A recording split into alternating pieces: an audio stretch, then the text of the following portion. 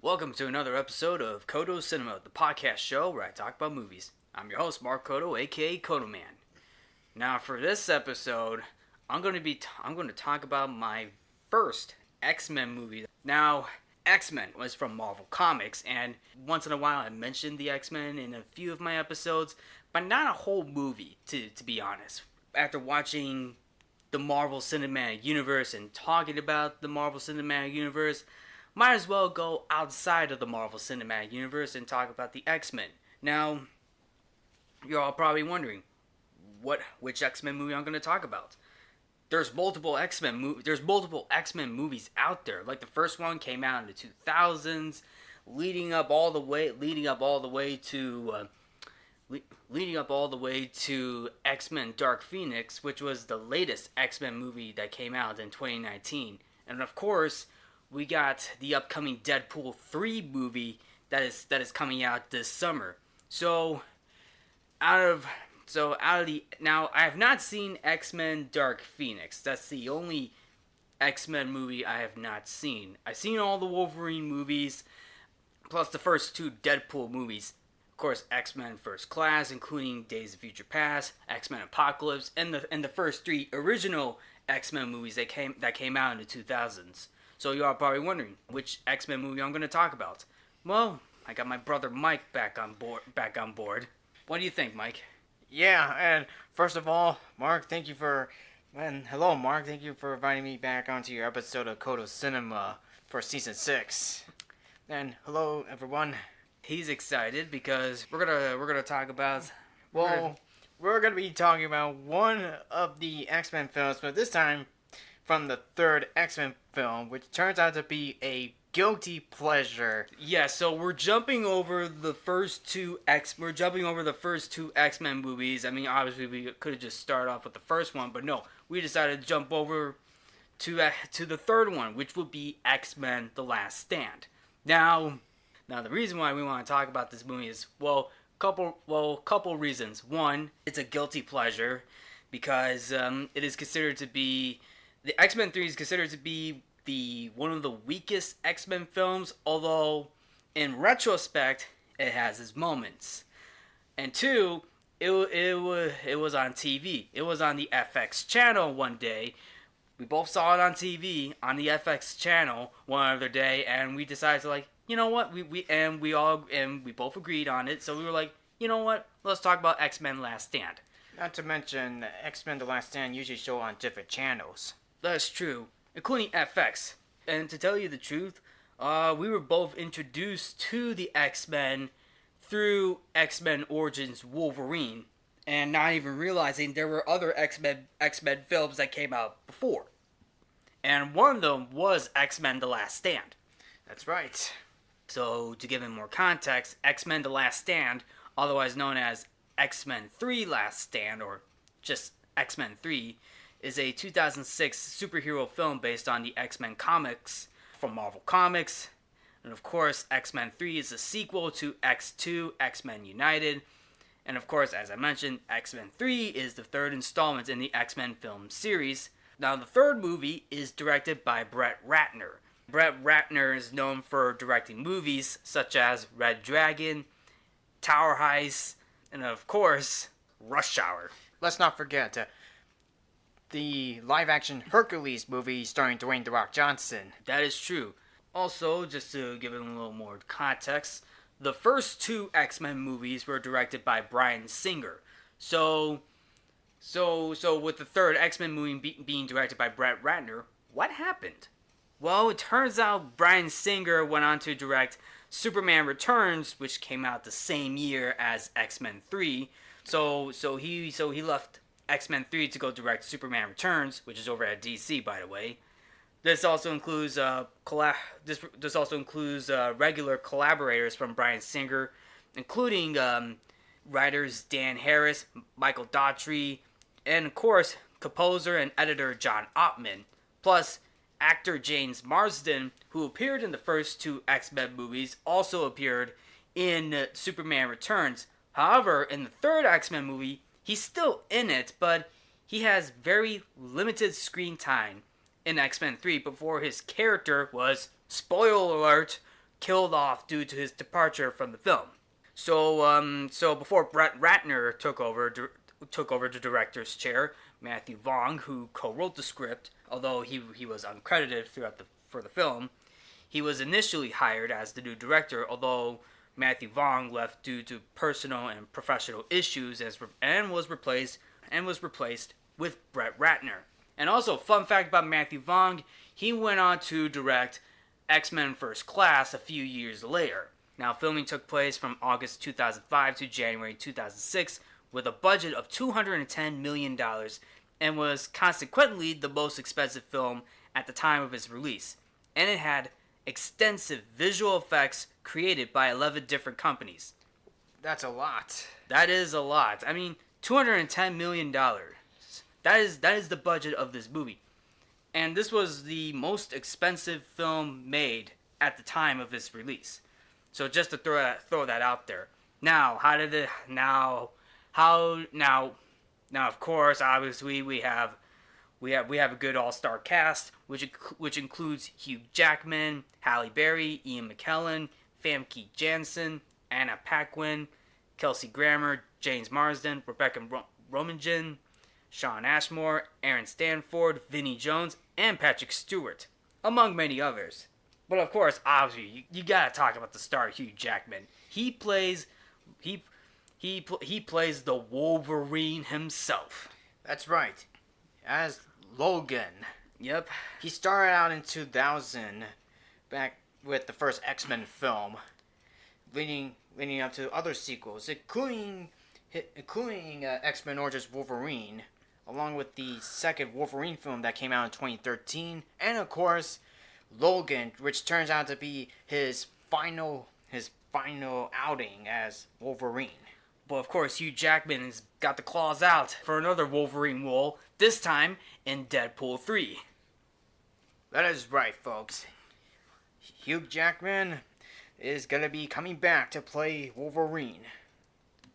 Now, going back to X-Men 3, how did this movie do with the critics and the box office? Well, box office wise, it made $460.4 million. So it made its money. So it made its money. So which is good, but unfortunately, it received mixed reviews from critics and was deemed inferior to its predecessors. Many people pointed out. The third X-Men movie has been criticized by fans for killing off major characters such as Charles Xavier, Cyclops, and Jean Grey. But unfortunately, the 2014 X-Men Days of Future Past film has subsequently been viewed by some critics as a revision of those controversial plot elements in X-Men The Last Stand. So one of the few reasons why this movie didn't do well is because obviously killing off major characters. Other reasons included the storylines that were put into the movie. Like, there were two different storylines that were put into X-Men Last Stand. One of them was being Gifted, which focuses on the cure, because in the X-Men comics there's a storyline called The Gifted, which was actually written by Joss Whedon. Which was written by Joss Whedon, and The Gifted was a part of Astonishing X-Men, and is the name of 4 X-Men comic book series from Marvel Comics, the first 2 of which were limited series. Third volume, an ongoing series, began in 2004 with its first run written by Joss Whedon, and art by John Cassaday. Now, in the Gifted is based in the Gifted. The storyline in the Gifted is based focuses on a cure, and that storyline will play a huge role in X-Men 3. However, there will be another storyline that was put into X-Men 3, and that will be the Dark Phoenix storyline. And the Dark Phoenix storyline, or should I say the Dark Phoenix saga, is an extended X-Men comic book storyline published by Marvel Comics and of course created by writer Chris Claremont and artist John Burney. Now, the storyline first appeared in X-Men 129, focuses on the superhero Jean Grey and the cosmic entity Phoenix Force, and of course the storyline refers to the story in Uncanny X-Men number 129 to 138, which came out from January to October of 1980, of Jean Grey's corruption by the power of the Phoenix and the Hellfire Club, the destruction she causes, and ultimately her death. Basically, Jean Grey becoming the Phoenix. Now, in X-Men 2, the ending of that movie, Jean Grey sacrificed herself to save the members of the X-Men from the dam that is being bursted at one of the Weapon X facilities, and Jean Grey sacrificed herself to save the X-Men from a dam that is being burst that was going to wash out the members of the X-Men. Now, the ending of that movie, it shows a phoenix-like shape rising from the flooded alkali lake, and at that lake, that's where Jean Grey is rising from the lake, resembling the phoenix. A phoenix is an immortal bird that regenerates or otherwise born again. So what you saw at the end of the second X-Men movie is Jean Grey regenerating herself as a phoenix, or otherwise being born again, but this time as the Phoenix. And that was teased at the end of X-Men 2.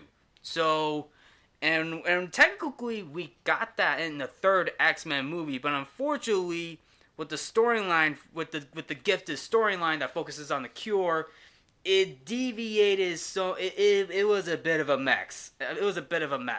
Now, I don't mind two different comic book storylines coming together, but gotta find a balance to it.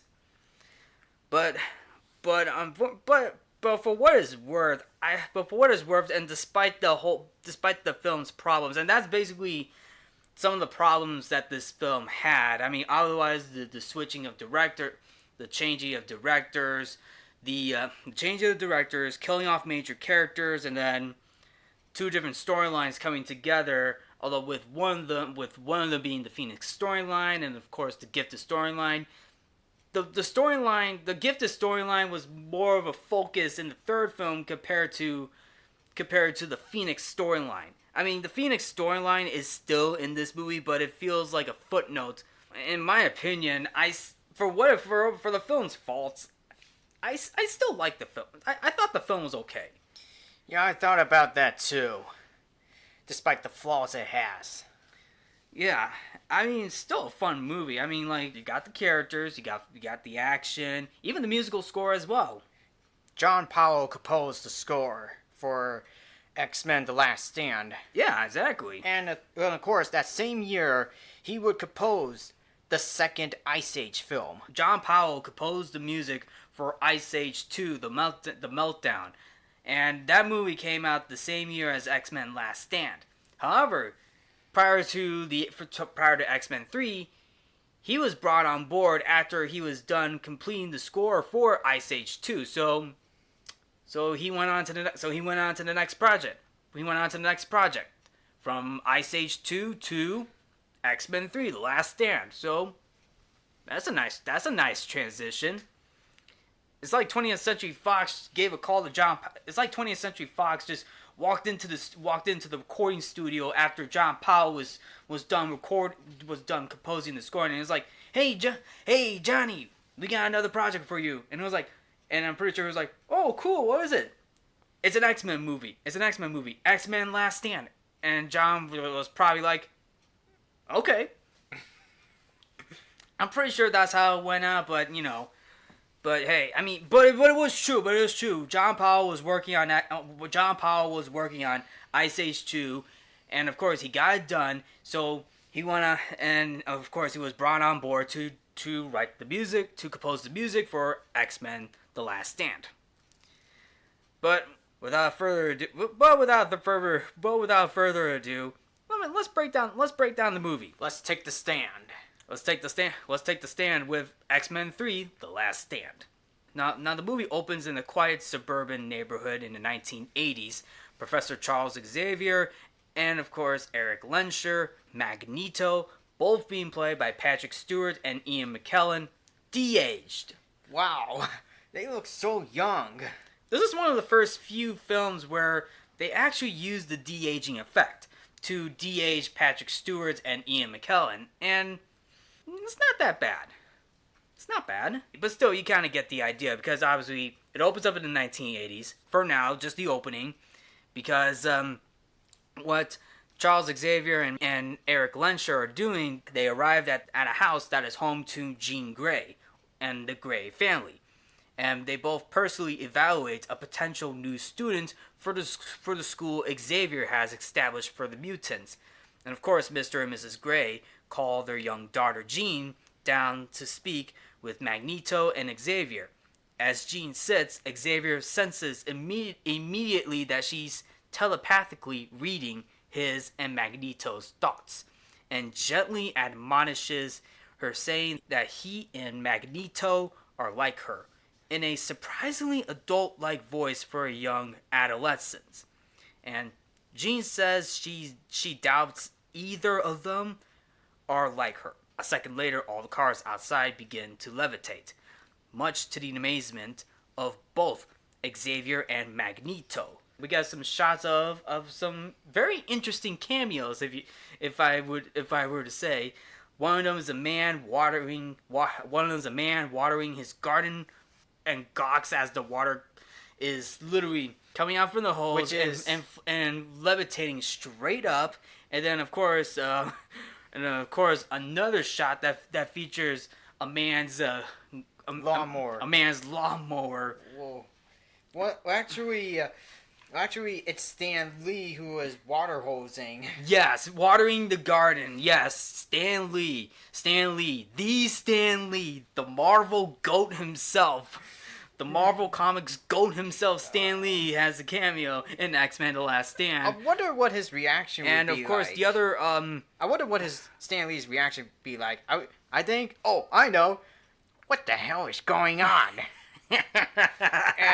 and of course the other cameo was Chris Claremont, who is the writer of the Phoenix storyline for the X-Men comics. He was the lawnmower. Yes, he was the lawnmower guy, where his lawnmower is levitating as well.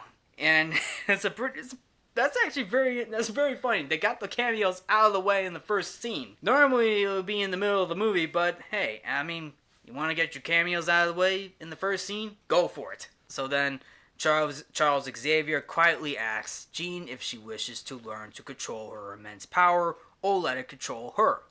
To be honest, there was no answer, but in all honesty though, we go to the next scene. So 10 years later, in a high-rise luxury building, a boy scrapes at his back, crying as he does so. This actually is Warren Worthington III, otherwise known in the comics as Angel. So this is basically Angel getting his wings. His wings are growing on his back. Yeah. So basically, he's becoming a mutant angel. An angel that grows his wings. And that is basically Warren Worthington III. And of course, his father, Warren Worthington II, knocks on the bathroom door. Concerned, he asks his son to open the door. Warren III literally scared to death. He hides all the utensils like scissors in the drawers to hide it all, because all the utensils are full of blood, and of course there were several bloody rags are seen beside the sink, and Worthington hears the sound of clanking as his son rushes to hide his razor, and several other sharp metal objects. Obviously, one of them could be scissors, but also other razors as well. Now, Worthington kicks the door down and sees what his son was trying to hide. Several bloody feathers are on the bathroom floor, having sprouted from Warren III's back. And this tells you something. He was like, my God, I knew it. He was like, not you. He was surprised. Like, Warren II was surprised to see that his son is a mutant. And then of course, we get to see the shot of Warren III's back with the feather, with his back, and you barely see the feathers on his back because they were cut, which leads into the X-Men title. And this is John Powell's score playing in the background, and he references back to the first two X-Men movies with the X-Men theme. Da da da da da da da da da da. Although this one's a march. Like, John Powell's take on the X-Men theme in X-Men 3 has a march feel to it, and for the most part, it's good. This is actually a very good opening. In my opinion, it's a very good opening. Love the music. Love the different instrument backgrounds from the brass section.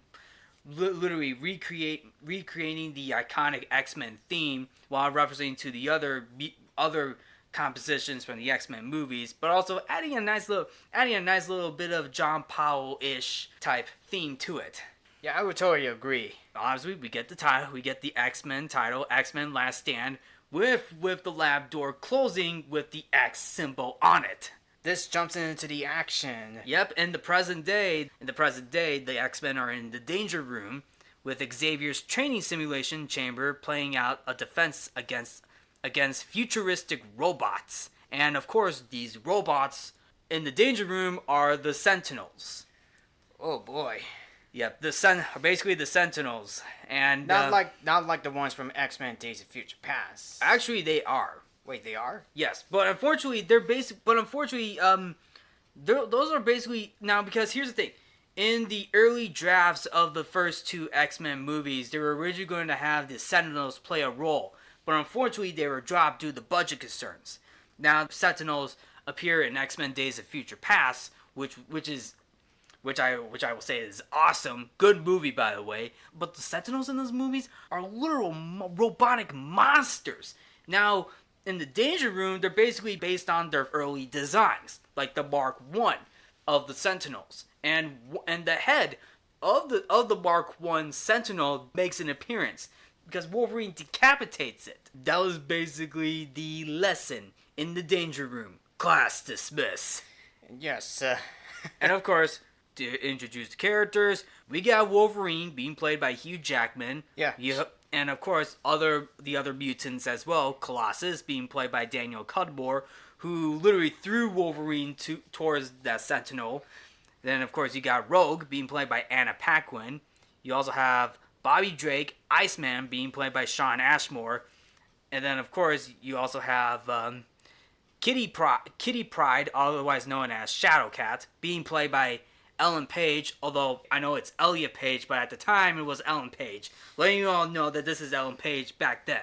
So anyway, after the lesson, one of the other mutants, Storm, being played by Halle Berry, was not impressed with the whole lesson, because both Storm and Wolverine argue as the X-Men leave the simulation room. The training exercise was meant to help the team learn to operate together and defend, while Wolverine believes in the best defense being a good offense. And of course, Wolverine also reminds Storm that he's just a substitute for Scott Summers also known as Cyclops, being played by James Marsden, who's been severely depressed since his girlfriend Jean Grey drowned while saving the X team or X-Men at Alkali Lake.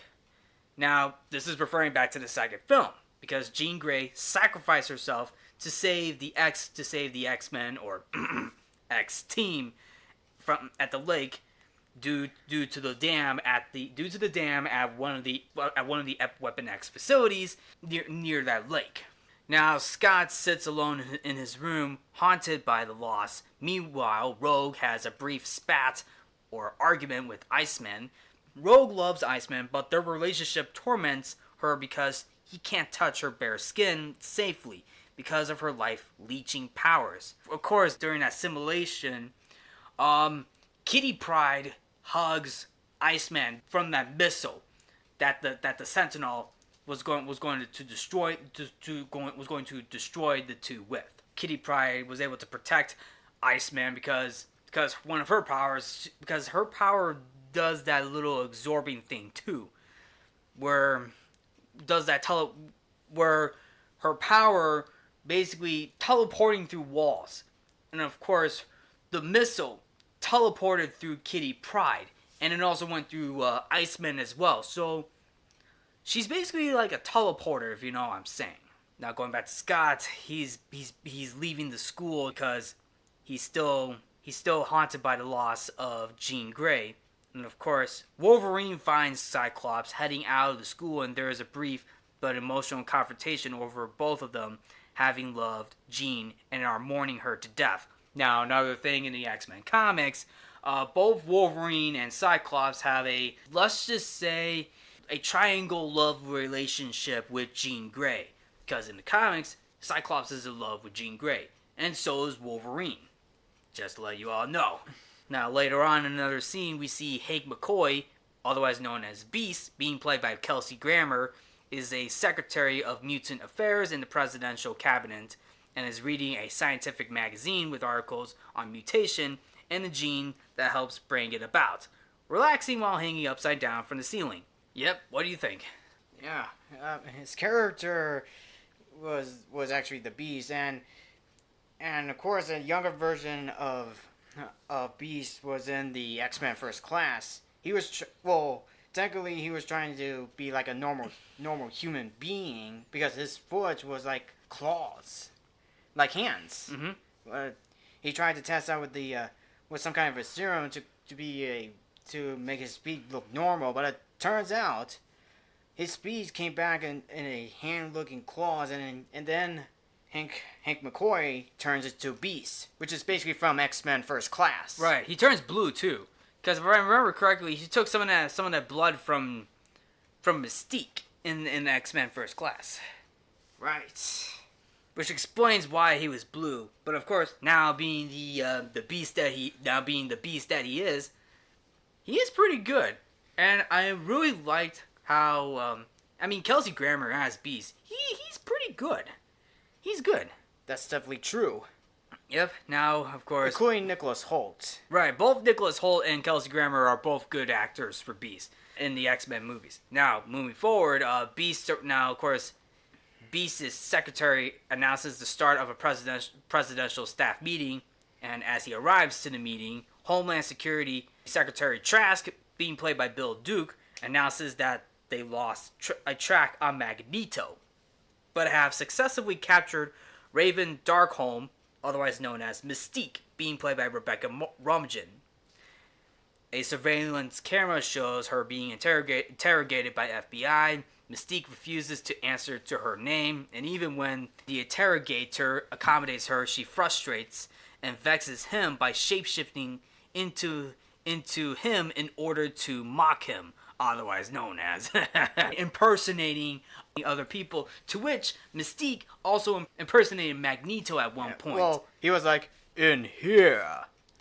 And then, of course, the interrogators was like, "Don't play games with us." But, of course, Mystique keeps playing the games, and then suddenly Mystique headbutts the interrogator and shows how, even with her wrists and heavy shackles, she is still a dangerous enemy. It takes several FBI guards to finally overpower her. And now she's held captive. Now Beast is dubious about the presidential cabinet's ability to hold Mystique and knows that holding her will make Magneto angry, though it gives the cabinet some diplomatic leverage. But Beast realizes the diplomacy with Magneto is not why the president, being played by Joseph Sommer, called for his attendance. Now the president shows Beast a folder with documents that Mystique was trying to steal from the FDA when she was captured. Beast opens the file to find a series of biochemical analysis from Worthington Labs, along with a profile on a young boy named Jimmy, also known as Leech, being played by Cameron Bright. Now the analyses show that Jimmy is capable of suppressing the mutant X gene, and the president tells Beast that the research is believed to be viable, and the potential effect it will have on the mutant community is exactly why the cabinet desperately needs Beast's considerable diplomatic skills now more than ever.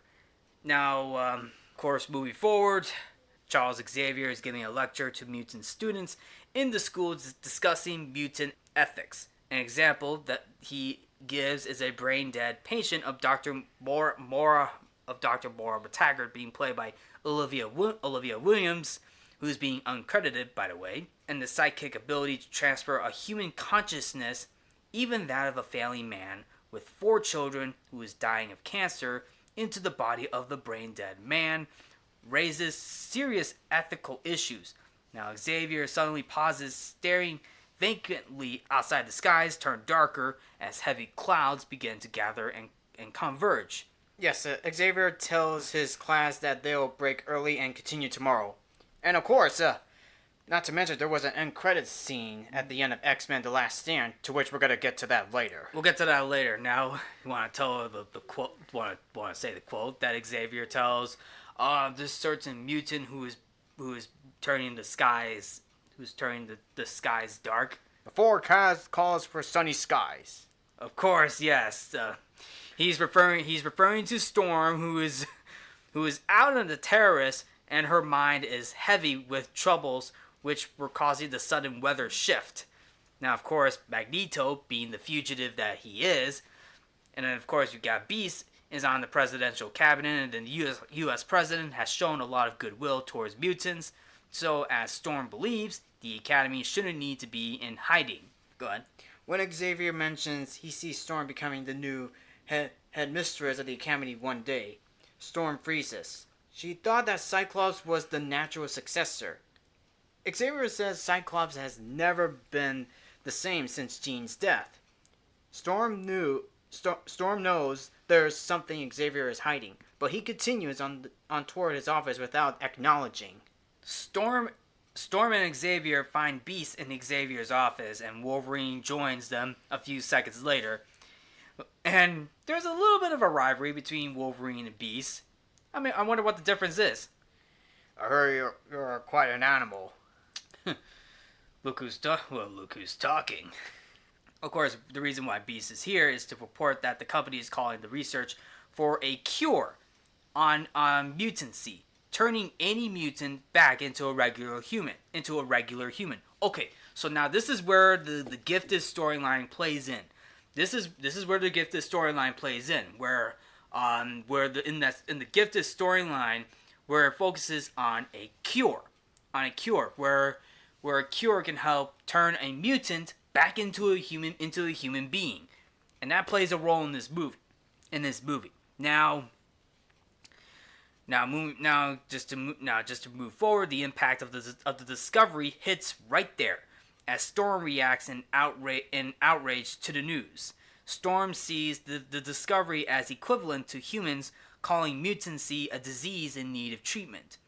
Xavier quietly cuts Storm off, saying that the whole thing is making a public announcement as they speak.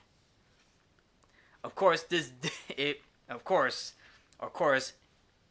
went out on the news. Even all the other mutants outside of Xavier's home, outside of Xavier's school, heard about this too. And of course, this goes on to Alcatraz Island, where Warren Worthington II, who is being played by Michael Murphy, is making a public announcement about the cure, his speech carefully declares mutants to be people, just like humans, before breaking out the scare words like mutancy being a disease and a corruption of healthier cellular activity.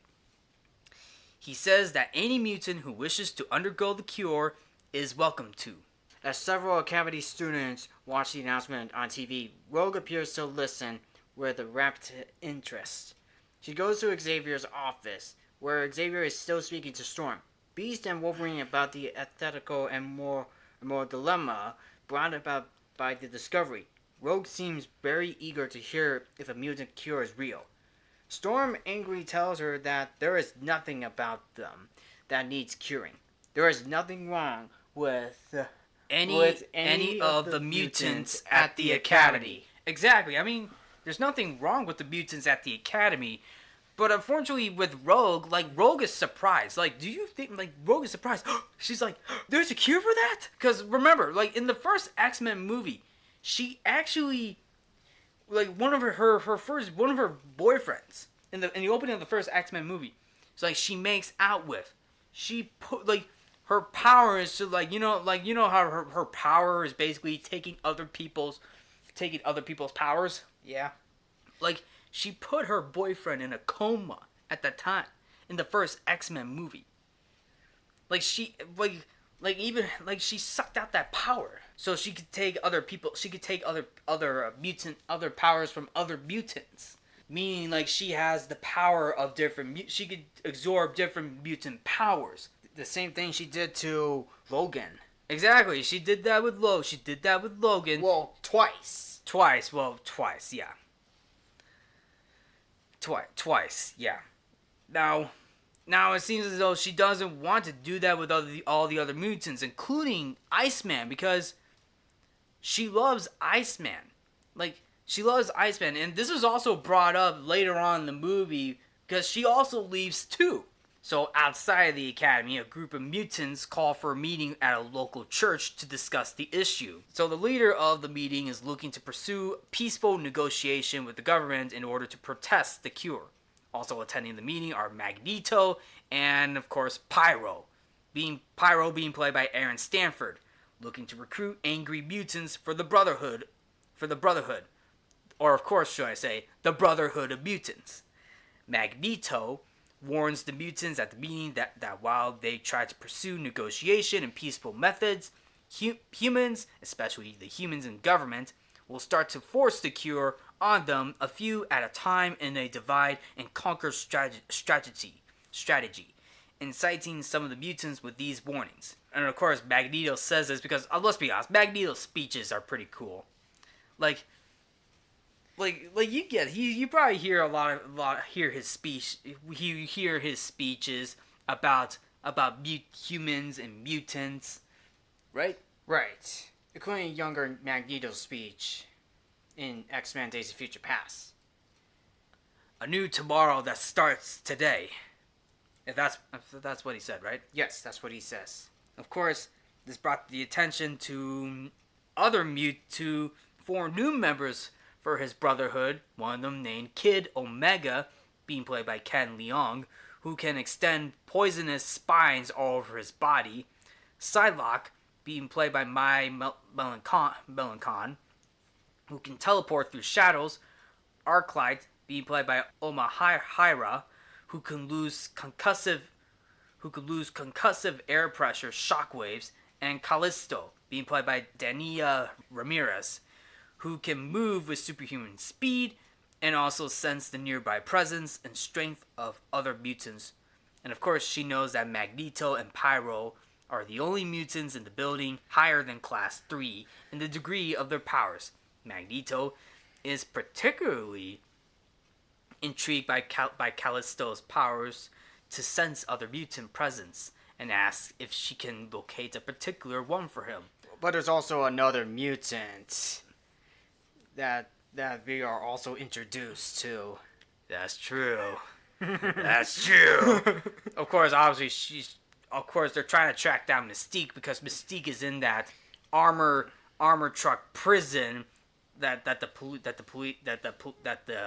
the the police officers are driving in. Now, of course, Mystique taunts the guards, watching over her by mimicking first the president and then a very young girl.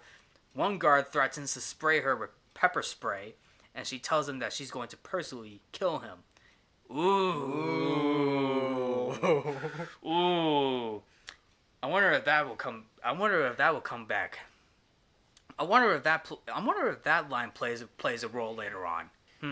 But anyway, moving forward, Beast arrives at Alcatraz Island to tour Worthington Labs and meet with Leech, the young boy whose DNA is the source of the cure. He is greeted by the company's chief researcher, Dr. Rao, being played by Shohreh Aghdashloo, and Beast is there to see that Worthington Labs' treatment of the young boy meets with the standards set by the Department of Mutant Affairs. Of course, Dr. Rao brings him to the room where Leech stays in order for him to meet the boy, learn the range of his mutant powers, and see for himself that the boy is being kept fully comfortable. Of course, Beast walks over to Leech and he tries to introduce himself, saying, "Hank McCoy." Unfortunately, if you know, you recognize, you see something going on with his hand, right? It's his human hand. It literally turns back. It turns into a human form, but unfortunately, when he pulls his hand back, it's blue again. Yes. With fur. Blue fur. Get it? Because Beast, right? Yes, because of his powers. Because it turns out, with mere proximity to Leech causes mutant powers to cease functioning as long as the mutants in question are within a certain distance of his body. Beast's hand returns to normal for him once he turns away. So technically, Leech has that power, that power where it can cure that mutant. Yes.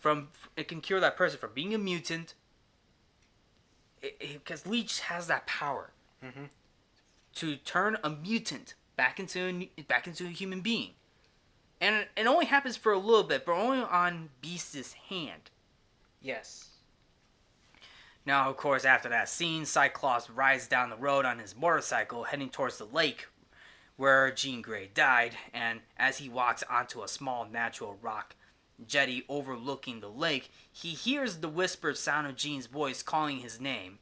Tormented by the whispering voice, he yanks off his red sunglasses and a bright beam of light shoots from his eyes, obviously laser eyes, strafing along the lake's surface. And of course, Cyclops is screaming "Stop!" because he wants to stop hearing the voices inside his head. And of course, when he regains control of himself and replaces the glasses, he sees that the lake is churning and a large whirlpool has formed in its center. From the whirlpool emerges a blast of water and air pressure that knocks Cyclops on his back, regaining his bearings and stunned to find Jean, being played by Famke Janssen, standing alive and well in front of him. Wow. Yep. She's alive. Yes, Jean Grey is alive. Jean and Cyclops reunited with each other. Jean asks Cyclops to remove his glasses so she can see his eyes. Scott is reluctant to look her in the eye because he can't control his optic blast. And when his eyes are open, she gently removes his glass, and the bright red flash from his eyes slowly fades out to reveal the natural color of his eyes. And of course, the two share a kiss. Unfortunately, as Jean starts kissing Cyclops more passionately, Cyclops' face begins to distort, causing him obvious pain, which cuts back to Charles Xavier feeling Cyclops' pain. Like, he feels it inside him, like he knows something's going on. And so did Logan and Storm.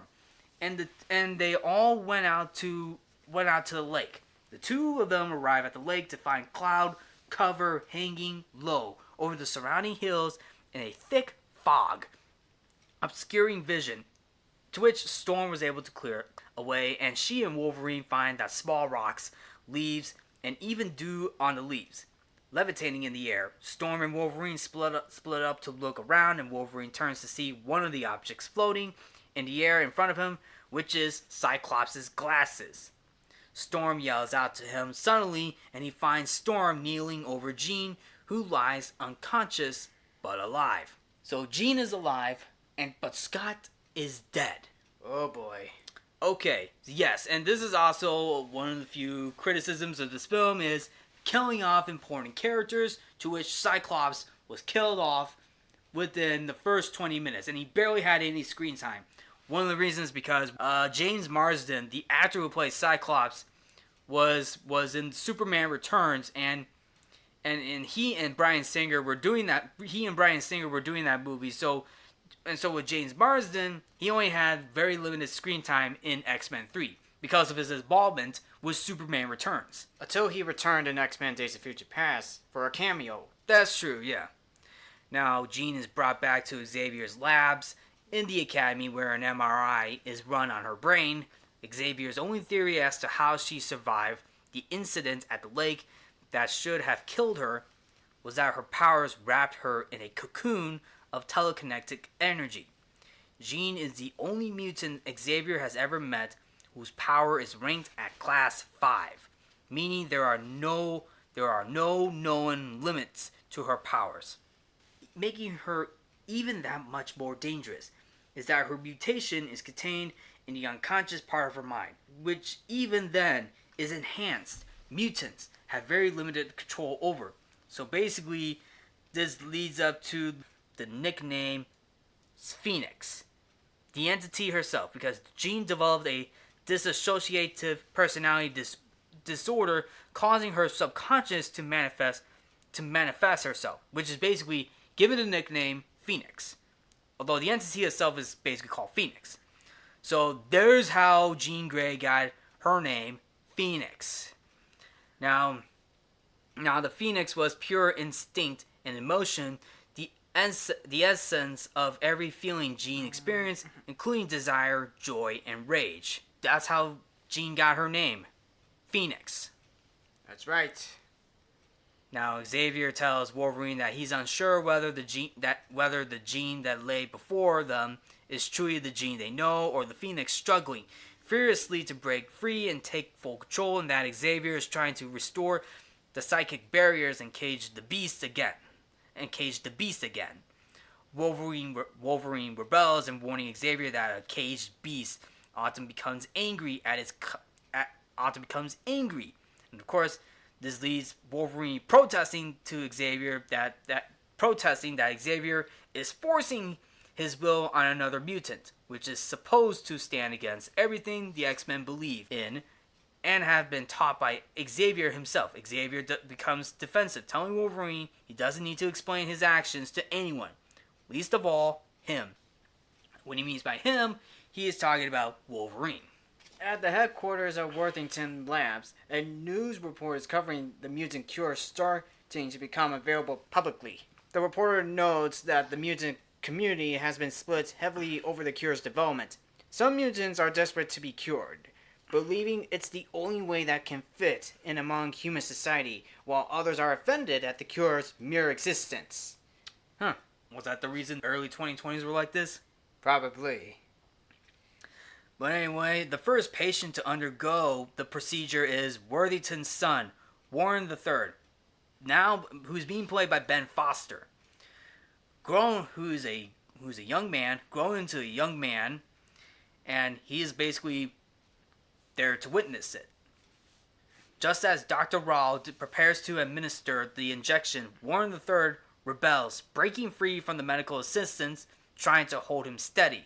Now, this is actually a pretty cool scene. Now this is one of the few scenes that is pretty cool, where Warren III is about to get the cure, but unfortunately, his wings come out. Like he feels his wings.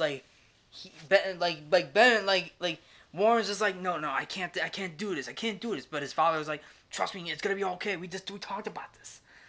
But Warren's like, no, I can't do it. Like he breaks, no, I can't do this. He breaks free with his wings coming out of his back. Like, it's a triumphant moment. Like, let's be honest.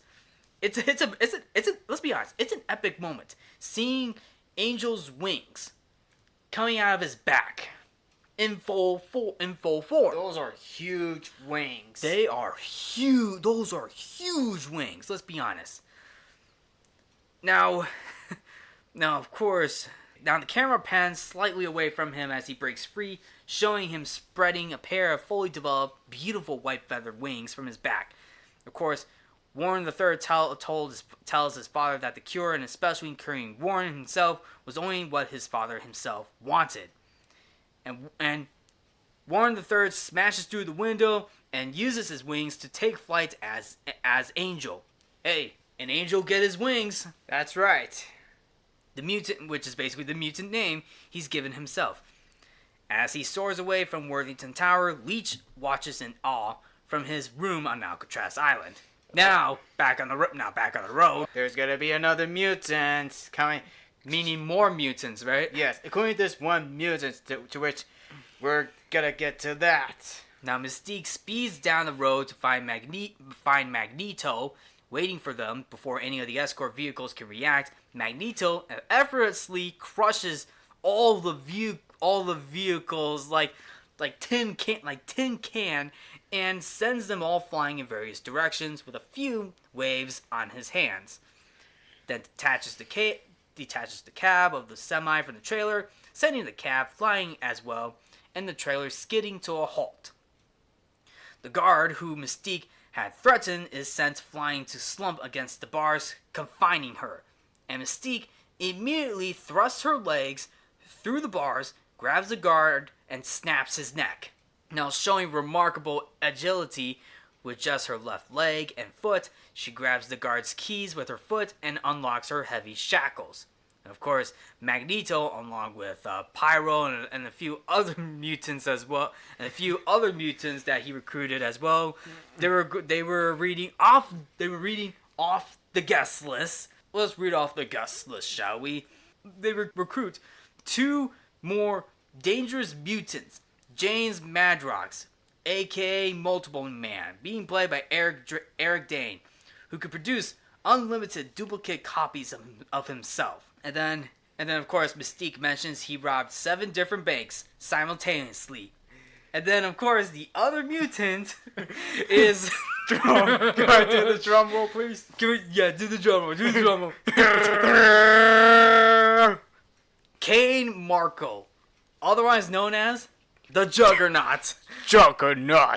Being played by Vinnie Jones, who is a huge, hulking, powerful man who once he takes off running and builds momentum, cannot be halted by anything. And even the Juggernaut name drops it, and he's like Magneto opens the door, and he's like, "Who do they call you? Juggernaut. Will you let me out now? I need to pee." Okay, the design of Juggernaut was quite different compared to other Juggernaut in Deadpool 2. Yeah, it was a bit different, but obviously enough. The Juggernaut and X-Men stand was enough to create multiple memes and jokes, and punchline was enough to create multiple memes and jokes and punchlines out of it. And of course, for Vinnie Jones, he's definitely wearing a muscular bodysuit. Yeah, I can definitely tell. And I can imagine the Vinnie Jones Juggernaut versus Ryan Reynolds as Juggernaut. To quote Deadpool, one big CGI fight coming up. Yep. So then, second guard, who was knocked out cold when the trailer was detached when the cab starts to come, he reaches for a special gun, loads with a magazine of darts, and lasers up Magneto from behind him. And at last second, Mystique spots the ambush and steps in front of Magneto. And what was in those bullets? There were actually needles. That was with the cure. Yes. So that means Mystique transforms back into her human form. Yeah, and it's quite sad too that she is no longer part of the mutant team. She's cured now. Mystique transforms back into Raven Darkholm. That's her real name. And of course, Magneto acknowledges that Mystique saved him. And of course, he tells Raven rather coldly that she's no longer one of them.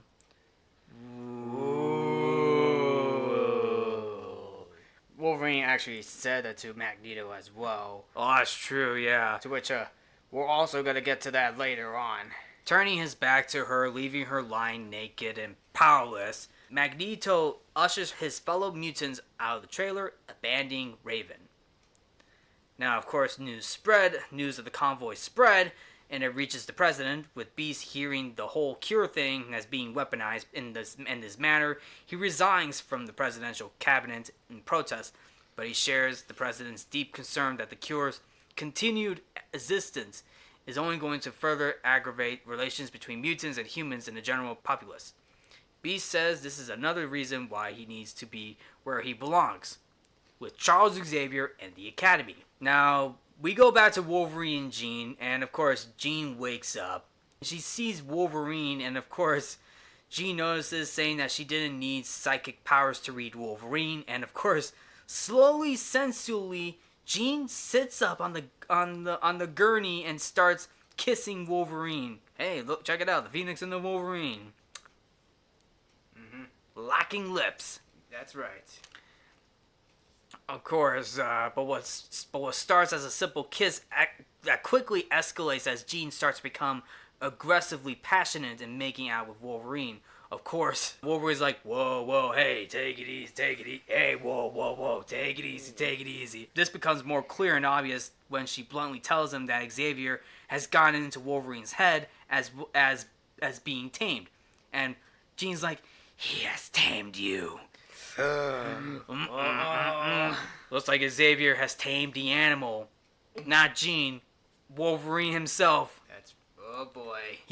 Xavier tamed the beast. Wolverine asks Jean where Cyclops is. Hearing the name Scott, she quickly snaps the real Jean to the surface as she looks around in confusion at her surroundings. Wolverine shows Cyclops partially broken glasses to Jean, asking her where Cyclops is. Remembering what happened, Jean's grief and sorrow quickly manifested and telekinetically wrecking the lab room. All hell breaks loose as she knocks Wolverine out, and she leaves not only the lab but also the academy as well. Back to her home, which was introduced in the beginning of the movie. And of course, Jean begs Wolverine to kill her. Like, what? Like, really? But Wolverine doesn't want to do that, which results into Jean being controlled by the Phoenix, now knocking Wolverine out. Meanwhile, Magneto is conferring with Pyro, Juggernaut, and Multiple Man. And of course, they hold the gun. Magneto holds the gun that was used to cure Mystique. And this is all the proof that Magneto needs that the mutancy cure will be forced on mutant kind. He intends to use it as a lightning rod to incite more mutants to his cause and to literally subjugate humanity before humanity can wipe them out. So of course, Callisto tells Magneto that she sensed a massive electromagnetic force coming from a mutant, so powerful that the mutant has to be class 5. More powerful than anything Callisto's ever sensed before, which results in Jean being back at her home. So Xavier, Storm, and Wolverine go to the house, although Wolverine was unconscious, but of course he regained his conscience back. So the three found out that Jean is back at her home. So, which was Jean's old house. So Magneto and the other mutants are there, including Xavier, Wolverine, and Storm, where they're going to go inside to talk with Jean. Now, obviously referring back to the beginning of the movie, so both Magneto and Xavier try to talk with Jean, but unfortunately, Jean is stressed out. Like, she's literally stressed out. Like, Xavier is trying to push. Well, technically, it was more on an Xavier thing. But unfortunately, Magneto accuses Xavier of keeping Jean on a leash, much in the same way that Wolverine accused Xavier of the same thing. So, he's not wrong. Magneto accusing Xavier of keeping Jean on a leash, much like how Xavier kept Wolverine on a leash, right? Right. So then Xavier reminds Jean that she kills Scott or Cyclops in a fit of emotion. She lashes out at the two of them, creating a telekinetic shockwave that hurls Magneto back out into the kitchen and shoves Xavier's wheelchair back several feet. And Magneto's basically out of the fight for now because we get a huge fight between Wolverine, the Juggernaut, and Storm and Callisto. And Wolverine gets his ass whooped by the Juggernaut. Like, Juggernaut tosses Wolverine like a rag doll.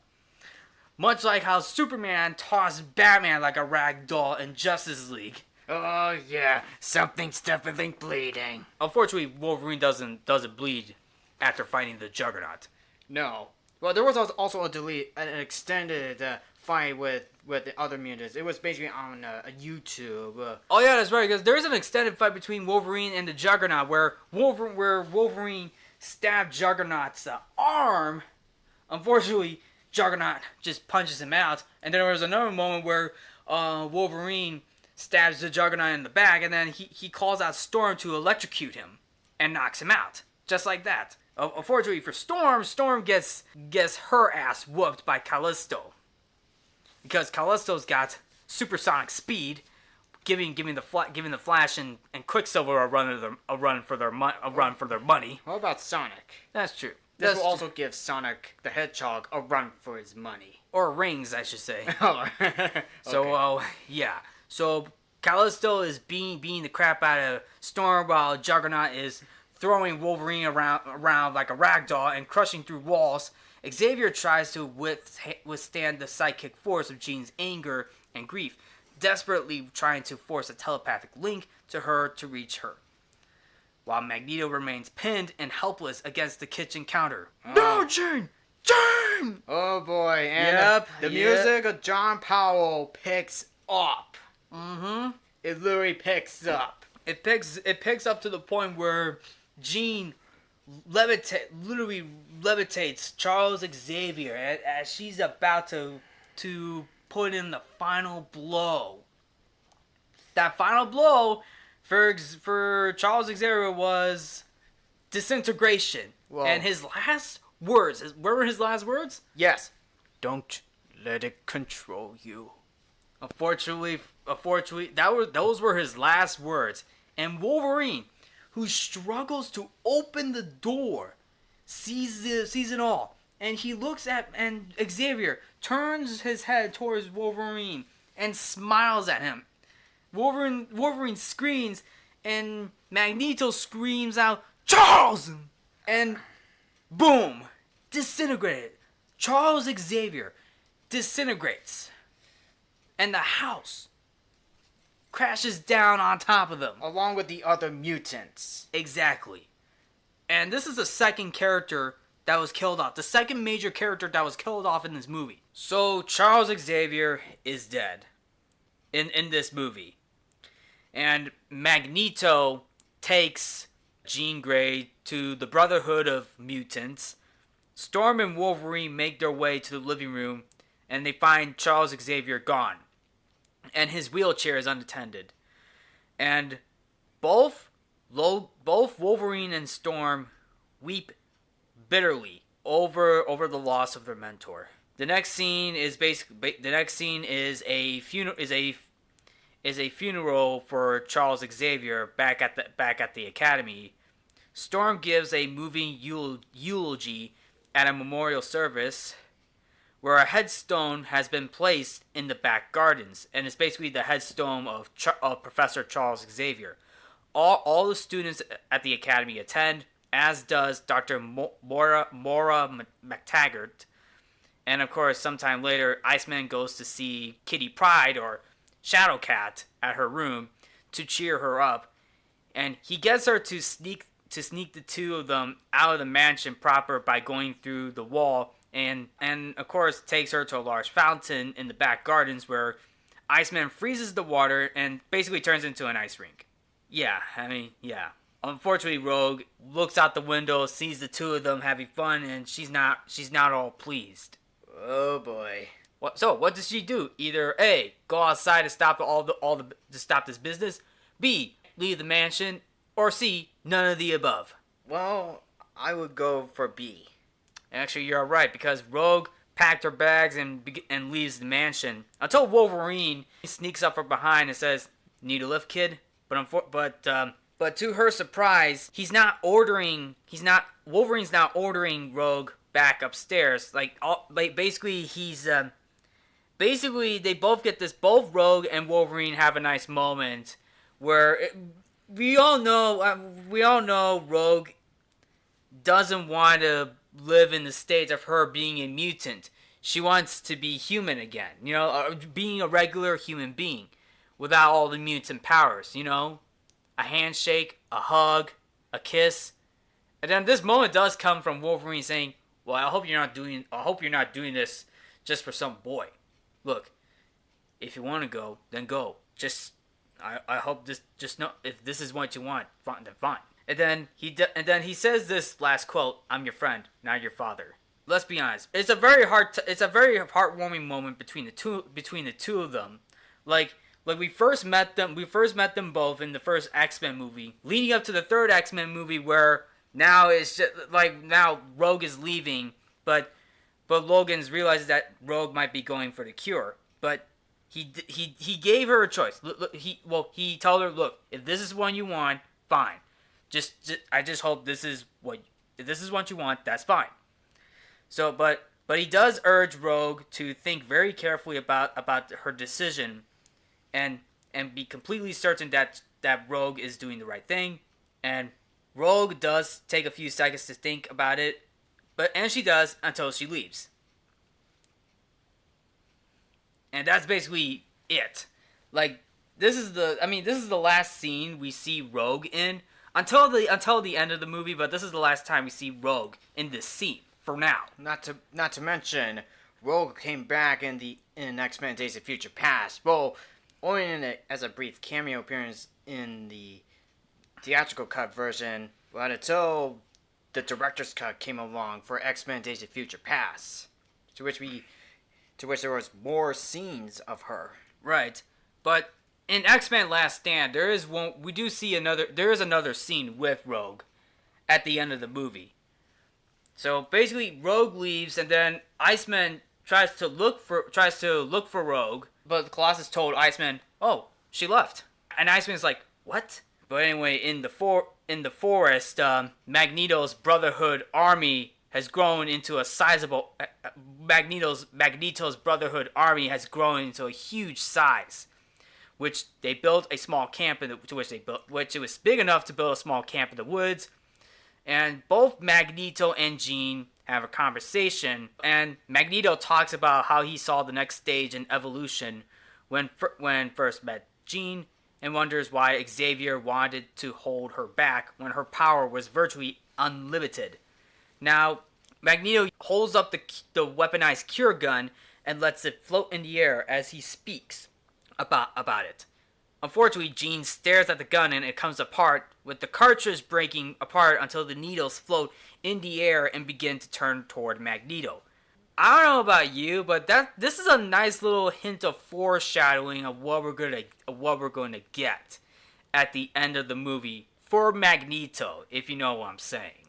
That's totally right. You see how the cure needles are pointing straight at him? Yeah.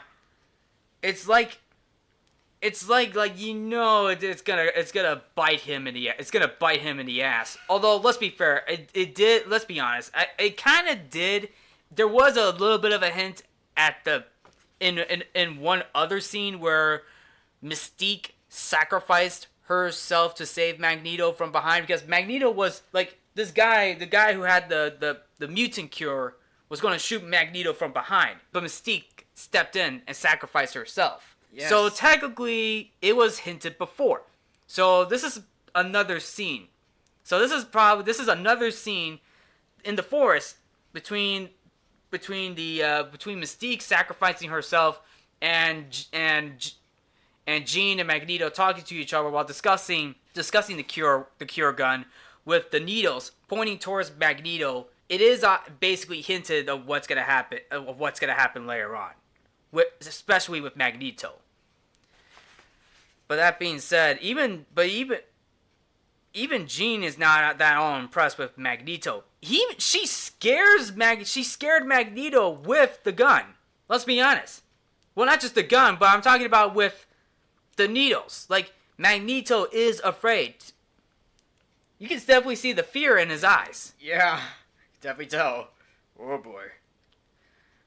But after that whole ordeal, Magneto tells her that he wants to let her grow into whatever it is she's destined to grow into, but they must fight for their freedom first, as the weaponized cure, as Magneto believes, is meant for all of them. Basically, for all the mutants. Now, the other mutants from the Brotherhood of Mutants, Callisto tells Magneto that she's worried about Jean's presence. Plus, she could tell that Jean's power is completely unstable. Pyro, on the other hand, believes that Jean is still one of the X-Men at heart. Of course, Pyro himself used to be one, but has been loyal to Magneto since he first began his own crusade. But unfortunately for Pyro, he goes too far when he says he'd have killed Xavier if Magneto let him. Magneto quickly reins Pyro in with a stern reminder that although he and Xavier were completely opposed in their dealings with humanity, both shared the same vision of a mutant kind free from fear and prejudice, and Magneto is deeply saddened that Xavier had to die for the Brotherhood's dream to live. So anyway, back at the mansion, all the other mutants back in the mansion were basically discussing the future of the Academy, but Beast believes that it might be best if the Academy ended and the students sent back home. What is this, Harry Potter and the Chamber of Secrets? There's no Chamber of Secrets, and all we got in the X-Men Academy is Cerebro.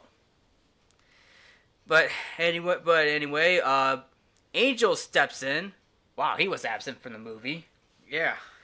And tells Beast, and of course, Angel wants, Angel heard that the school was a safe haven for mutants, looking intent, and of course, Storm, like, Angel wants to hang out at the mansion, because obviously he knows that this mansion is a safe haven for mutants. So, that's nice.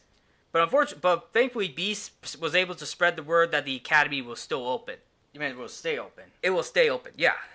So anyway, Wolverine pays his respects at Xavier's headstone, or grave, when suddenly he's assaulted by psychic bombardment, which is Jean's subconscious voice calling out to him. Feeling drawn to it, Wolverine hurried to pack some of his belongings to head out in search of her. Storm tries to talk him out of it, but cannot. Now, this is also connecting to a scene to the other scene with Wolverine and Cyclops. Wolverine wants Cyclops to let it go, okay? But unfortunately for Wolverine could not let it go. Well, actually, both of them couldn't let it go.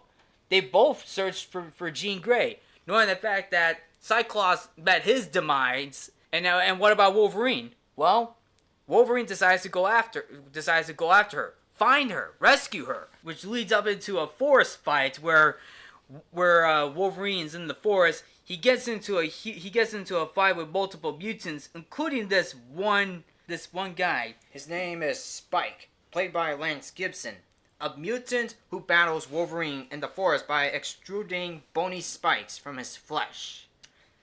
The character was added because the editing team felt that the original cut of the scene portrayed Logan as cold-blooded killer. Now, the fight between Spike and Wolverine is while short, it was a short fight, but it was a pretty cool fight. Knowing the fact that Wolverine was able to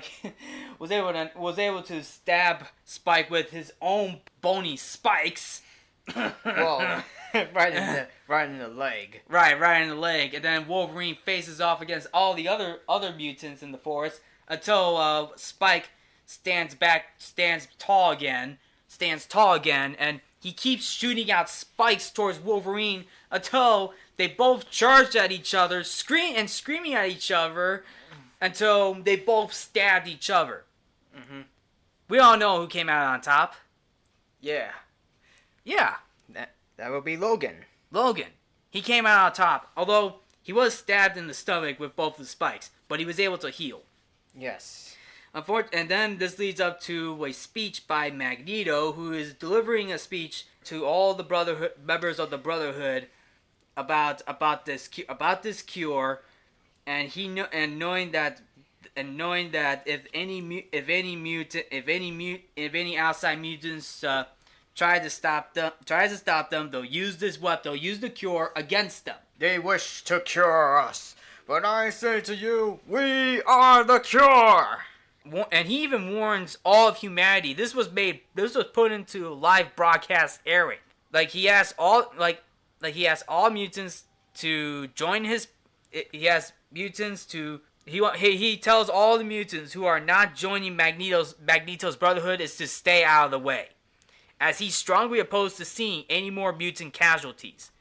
Even the president himself, including Secretary Trask, who are watching the broadcast in the Oval Office. So that means the president and Trask are doing a plan of attack. So this brings in R. Lee Ermey, who makes an uncredited cameo voice appearance in this film. The sergeant directing defensive preparations before the Brotherhood assaults Alcatraz Island is played by R. Lee Ermey, which is a voiceover performance, and he tells the army to, "Hey, put down your grenades, put down your machine guns, put down those bullets, pick up your plastic guns with the cure with the mutant cure inside. Come on, move your asses." What's this metal gun? A full metal jacket? I need a full plastic jacket with these mutant cures. Yeah, let's go. Move. You will not laugh. You will not cry. You will learn by the numbers. I will teach you. Now go. Get on your feet. Now let's go to hunt down some brotherhood mutants. Sir, yes, sir. Yep. But later on, Iceman looks for Rogue at what looks to be a protest going on at a facility where mutants who just wanted to go for the cure refused. In the next scene, we see Iceman at a protest where they're protesting the mutants who are going for the cure at this facility, and Pyro shows up and he's like, "Come on, buddy, what are you gonna do? You looking for your girlfriend? Come on, let's throw a fist. Let's go." Iceman refuses. He's like, "Same old Iceman, huh?" So Pyro starts an attack at the facility. But unfortunately, another shot comes in, but there was another scene that came in where Rogue walks off the bus and goes in for the cure. Looks like she's been cured. Well, it seems as though she's going in for it, yeah. Well, of course, later on, going back to the forest after the speech, Wolverine was able to track Jean by her scent, and of course, like he finds her until Magneto senses Wolverine, because let's not forget, Wolverine, adamantium, Magneto. What do you get? I know the smell of your adamantium. That's right. Wolverine was like, I'm not here to fight you. Magneto says, "Smart boy." Well, at the very least, smart of Wolverine. But like Wolverine's trying to tell Magneto, I'm trying to bring Jean home. She is home. She's home with me. She's here because she wants to be. Of course, he even brought up Charles Xavier, and you stood there as Charles died. You can definitely see the look of regret in Magneto's face if you see that. I'm not leaving without her. Yes, you are. Like Magneto hurls Wolverine halfway through the woods to a painful crash landing. Don't worry, he survives. And now the army are preparing to converge on Magneto's base of operations. So basically that night they went into the forest to hunt down the mutants, only to find out that Multiple Man is the only mutant standing. I guess he multiplied into different mutants, and Multiple Man's like, "Okay, I give up." I think he got cured. I think that's what happened. Yeah. So then Wolverine recruits all the other X-Men members, and they were gonna fly to Alcatraz Island. There's 6 of them.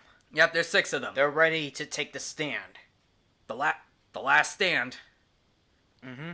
And then later on, we cut to what is arguably, in my opinion, the best scene in this movie, where Magneto and the Brotherhood of Mutants all walk on the Golden Gate Bridge, and Magneto lifts the entire Golden Gate Bridge with his own feat of strength to create a bridge of his own to Alcatraz Island. The John Powell's musical score builds up the attention. It sure does. And when you really think about it, Magneto lifting a bridge that is literally 1,000,000 times his size to the point where he lifts it up to create a bridge of his own, only for it to turn, for that bridge to turn to make a bridge to Alcatraz Island. Like, literally the best scene in that movie. Literally the best scene in that movie. Sure, Magneto has lifted up heavy objects before. He lifted up that huge baseball stadium. He lifted a baseball stadium in X-Men Days of Future Past, which was young Magneto. Magneto. Michael Fassbender. Right. He even lifted up a submarine. He lifted up an entire submarine, and don't forget, lift up almost all the metal parts in X-Men Apocalypse, but an entire Golden Gate Bridge in his prime time as an old man. It literally shows you that he still got it. Yes. And to quote from Magneto, Charles always wanted to build bridges. So basically, there's a bridge to Alcatraz Island, and of course, all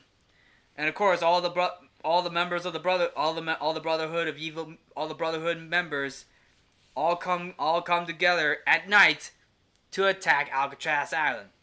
They were able to charge at the Alcatraz soldiers, but what Magneto doesn't know is that all the guards, including the Alcatraz guards, have the cure guns, but they're made out of plastic. And even Magneto's impressed. It's like, plastic. The humans have learned. Like, it's like Magneto's impressed. Mm-hmm. But unfortunately, he has a trick up his sleeve. Because because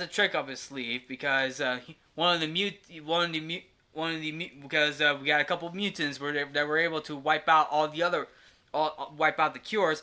He even wipe out the cures just so the mutants can attack. But thankfully, Wolverine and his mutants came to join the fight. Yes. And basically, they all join the fight. They all fight each other. And also, to quote Wolverine, "You men cover the doors! Everyone get together! And hold this line!" Basically, they were holding the line for a while.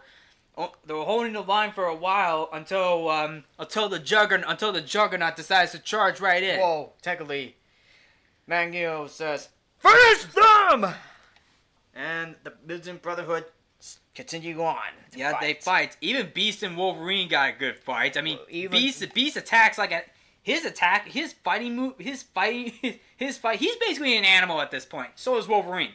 Beast is basically fighting like an animal. Yes, he was able to let the Beast out. Yep, he let the Beast out. Beast let the Beast out. And Colossus still got the fighting techniques. Yep. Because he changed to metal. Well, he turned to metal. Well, he turned into metal. Yep. And then of course, Magneto sends the Juggernaut in and says, "Go inside, find the child, and kill him with pleasure," because he knows the child is basically the kid who has the cure powers. Yes. And the guards were trying to stop them. They were like, "Hold on!" And Juggernaut plows them through. And then Beast notices that Juggernaut is going for the kid. But thankfully, Kitty Pryde was like, Kitty Pryde is gonna go after the Juggernaut. But Wolverine tries to stop her. But unfortunately, he gets stopped by this mutant who grows his limbs. Who grows his limbs after getting cut off by Wolverine's claws. Oh yeah, the mutant's like, "Come on!" And then what Wolverine does next, he kicks him in the balls. Boom! I like this next quote that Wolverine says to this mutant. "Grow those back." Grow those back.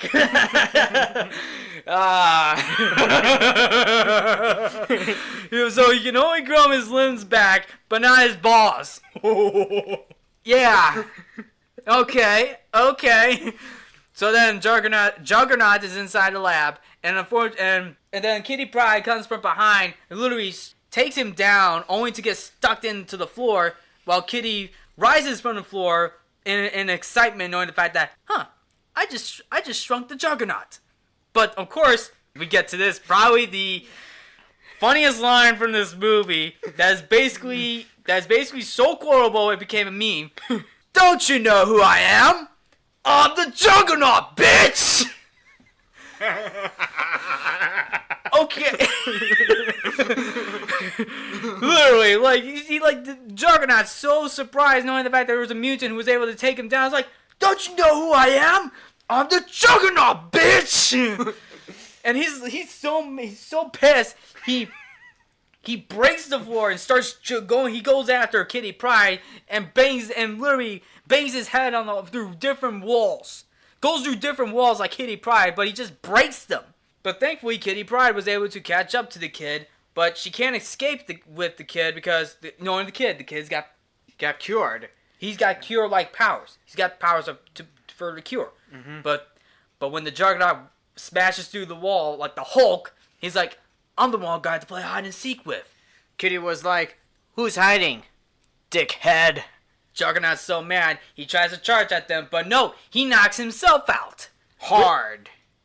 With his head. Hard-headed. And I'm pretty sure that could be a sign that he's dead. In this movie. Probably. But until Deadpool 2 came along, where we got a great update of the Juggernaut. Mm-hmm. So anyway, the other two mutants, Arclight and Kid Omega, were able to locate Worthington and of course Dr. Rowe. Like the two were going to kill Worthington, while Kid Omega kills the Doctor with his quills. Kid Omega kills the Doctor with his quills. Ouch. Yeah. Ouch. So then, Arclight Psylocke, Psylocke shows up, and then Spike, we're going to drop Worthington through the roof as punishment for inventing the cure, but unfortunately, his son Angel swoops in using his wings and power of flight to save him.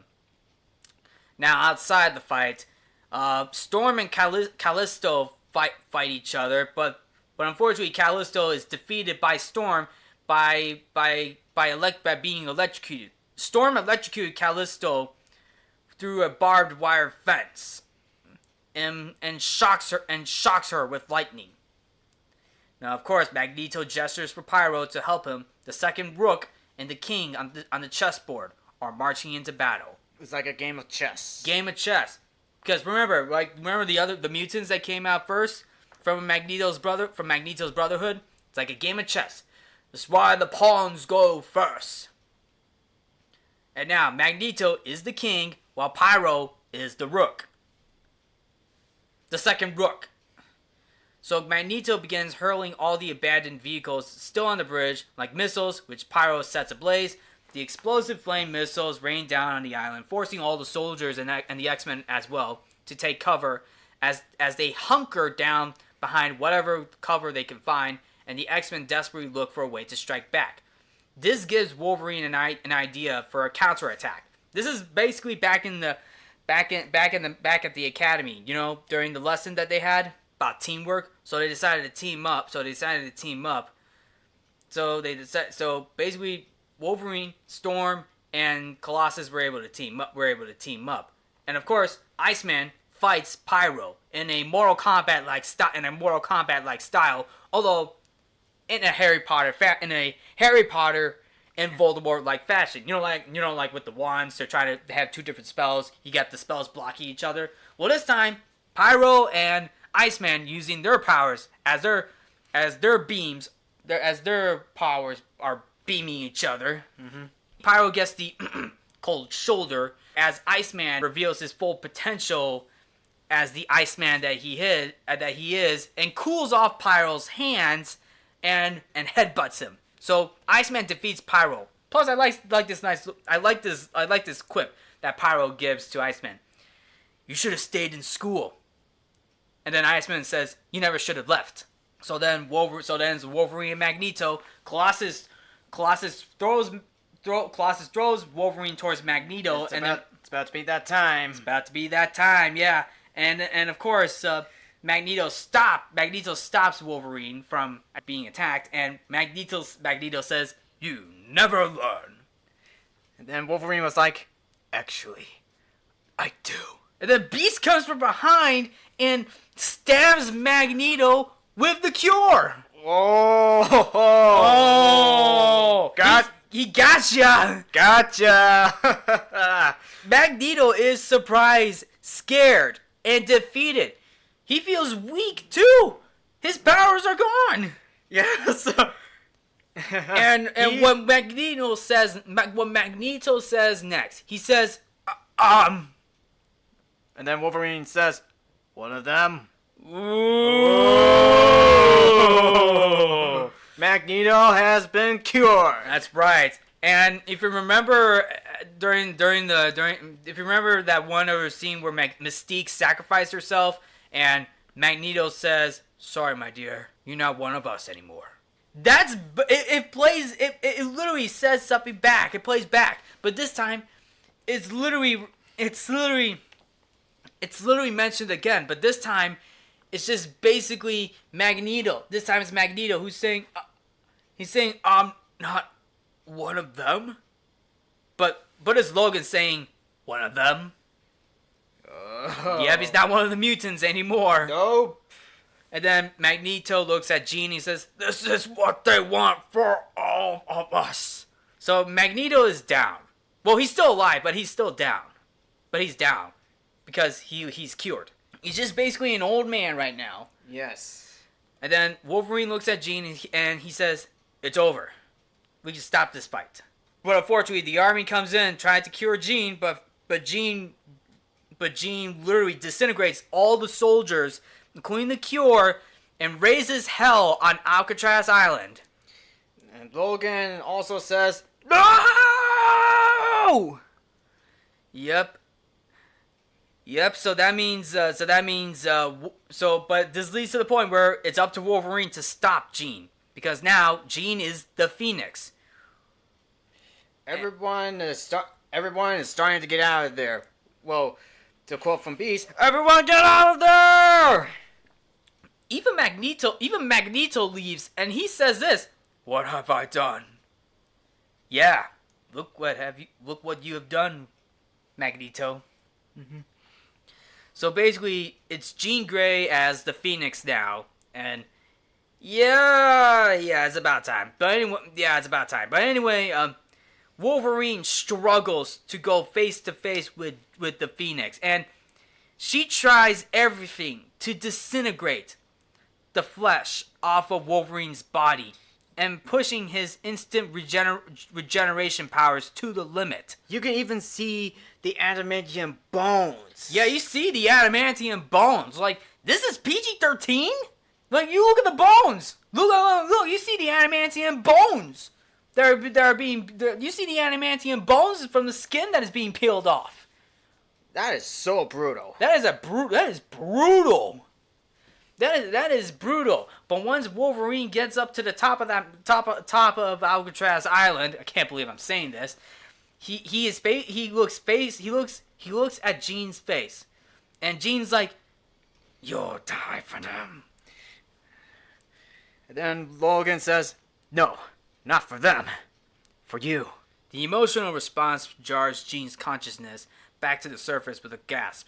Gazing deep into Wolverine's eyes, Jean begins to cry. She tearfully begs Wolverine to kill her so she could be saved from Phoenix and from herself. Wolverine hesitates, telling Jean he loves her before driving his claws through her midsection. Instantly, his face turns grieved, but Jean smiles in silent gratitude and peacefully closes her eyes before slumping lifeless in Wolverine's arms. Oh, the third character. Third major character killed off. And then Logan said this. No! It's sad. Heartbreaking. Mm-hmm. it's a heartbreaking moment too because Logan loves Jean. Like from throughout all 3 movies, like you see Wolverine and Jean literally connect with each other, and now we're at the moment in the 3rd movie, she's actually dead. In this movie. Yes. Like the Phoenix took over her. But Logan made the ultimate sacrifice. But anyway, let's wrap this up. Cut to the academy. There we see the graves of Cyclops, Charles Xavier, and Jean. The grave markers bearing their full real names. The school is back in full operation with Storm running it, and of course, Rogue has voluntarily undergone the cure and no longer has her powers. So that would mean Rogue undergone the cure, no longer has her powers, which means basically she tells Iceman it's what she wanted, as she holds his hand for the first time. So then Leech, the mutant kid who has the powers, the cure powers, is now also a student at the school. Wolverine is a full-time teacher at the academy. Watches a news bulletin where the president introduces Beast as Dr. Hank McCoy, having appointed him as the new United States ambassador to the United Nations, representing mutant interests. Way to go, Furball. And then the final scene, in the last scene, we see Angel flying over the still broken Golden Gate Bridge. As he continues soaring through the air, the camera pans down from him to a peaceful park where people are engaged in playing chess. And guess who's there? It's Magneto. Yeah. Or should I say, Eric Lensher. And he's playing chess all by himself. And he raises a hand toward the Black Queen and concentrates. And the chess piece only teeters very slightly. So wait, does that mean... So that means... He got it. He still got his powers. He got his powers back, but that leads to a question. How did he got his powers back? How did he get his powers back? Like, it's never explained how he got his powers back. It's never explained how he got his powers back. I mean, there's a bit of a plot hole, right? There's that plot hole right there. How did Magneto get his powers back? Like how did he do it? What was the key? What was the key? What was the point of that? But anyway, we get a mid-credits. But anyway, we get an extra scene after the closing credits where Dr. Maura McTaggart is seen walking into the hospital room of the brain-dead man. To her astonishment and shock, the man's face suddenly turns to her and says, "Hello, Maura," in Xavier's voice. Freeze on Maura's face as she softly whispers, "Charles?" And that's it. Wow. Wow. Okay. So there you have it. There's our take on X-Men: The Last Stand, and I'll be honest with you, I say it's a solid film. I mean, yes, I guess like this, and while yes, the killing off major characters like Cyclops, Jean, and Xavier were definitely the heavy hitters and probably the main points of why this movie didn't do as well. Plus the amount of characters in this movie, even though some of the villains like Juggernaut we don't get to know as much, but at the same time it's still a fun movie. And yeah, of course the storyline where if it's more on the mutant cure rather than the Phoenix storyline. Like the Phoenix storyline was mostly like a secondary story rather than like the main story that was basically teased at the end of X-Men 2. So with that being said, like the movie itself mostly focuses on the cure rather than, just the Phoenix storyline with Jean. If anything, if there was an X-Men 4, I feel like the Phoenix storyline would have been okay. I totally agree. Even though yes, years later we got an X-Men Dark Phoenix movie, which me and my brother have yet to see this movie, but I think we'll probably come to that movie soon. That's probably another film topic to talk about that will be an episode of its own. Yeah, that would be another episode. That would be another episode for another day. But other than that, I say the movie is still fine. I mean, it's watchable. It's a fun movie. It's got fun action. I mean, the cast